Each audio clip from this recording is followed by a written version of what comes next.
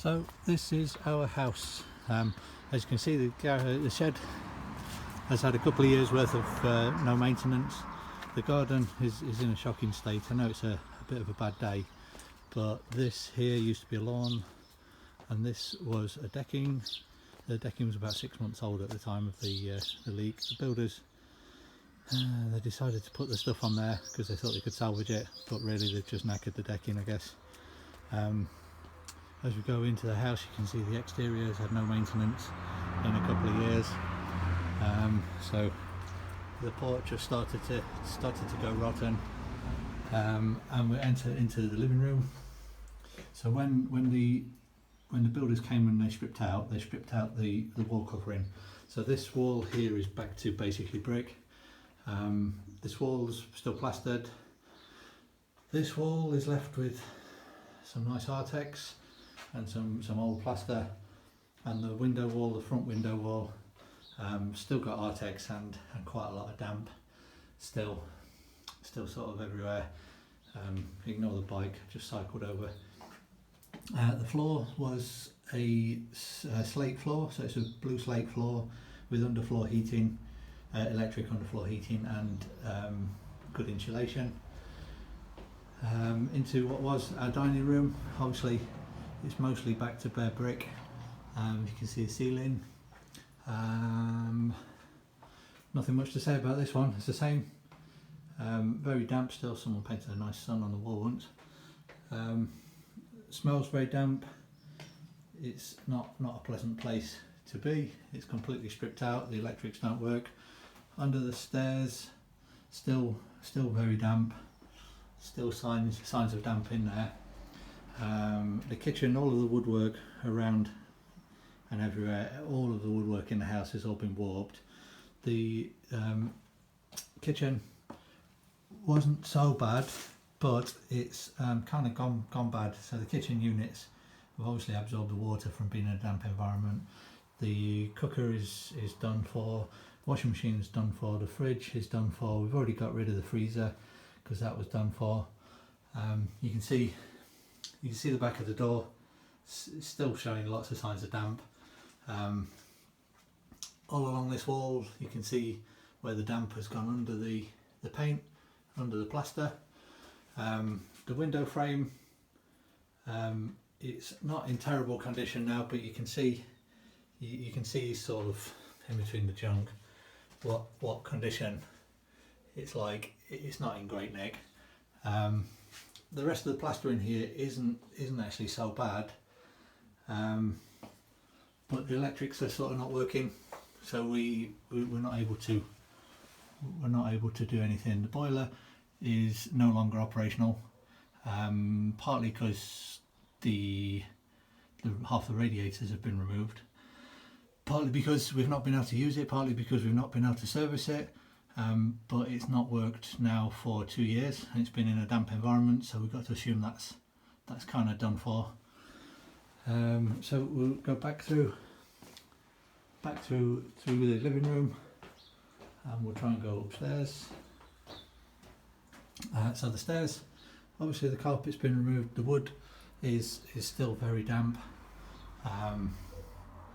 The walls are not terrible in here because this is lime plaster. It's painted lime plaster. It's not great, but it's not terrible. I'll just go straight up. So some of there's a lot of signs of damp everywhere you see, everywhere you look. There are signs of like excess damp. So let's take a look in the back bedroom. This is the spare bedroom. Obviously you can see on the wall there where the damp has collected in that spot. Not really too sure why. On the floor, since the floor coverings were removed, we noticed some fairly sizable cracks that probably need addressing. Obviously all the skirting board everywhere is gone, and the loft access, the ladders are in pretty poor condition now. The access door is in poor condition. It's, there's just lots of signs of water damage everywhere. If we take a look up into the loft, you can see it's kind of panelled panelled wood, plastered, carpeted, and what we've got is the purlins. You can see here the purlins are pretty wet. I mean, clearly that's not how they were. That's not how they should be. If you look on the wall behind the chair my dad's put up here, you can see the plasterboard's kind of cracked as well. And there's some issues around the ceiling light with the damp on the side from the leak.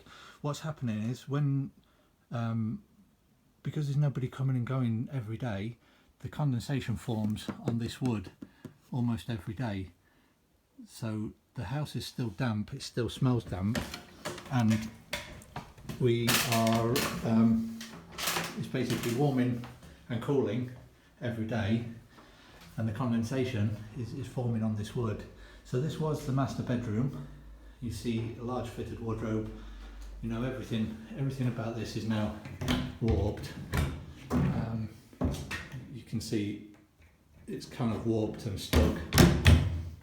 The front wall, which is out overlooking the garden, the windows now fogged up for some reason, and you can see quite a lot of damp issues still present along there.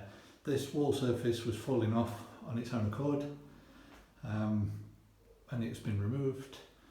You door surround, you can see the warping in the door surround where it's moved because it's been in a damp environment and it's just warped.